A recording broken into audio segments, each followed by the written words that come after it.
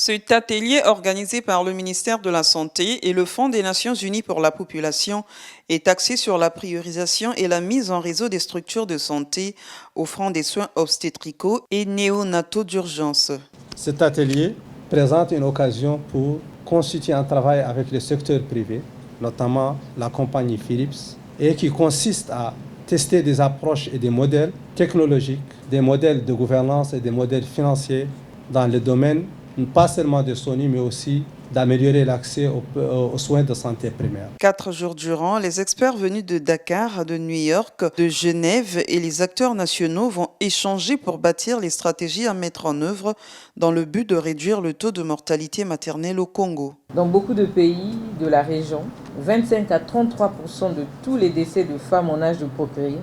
sont dus à une complication de la grossesse ou de l'accouchement. Au Congo, malgré les efforts du gouvernement en matière de renforcement des ressources humaines, d'amélioration des infrastructures, de l'accès aux médicaments, la situation de la santé maternelle demeure préoccupante. Les dernières estimations de l'Observatoire national des décès maternels en 2018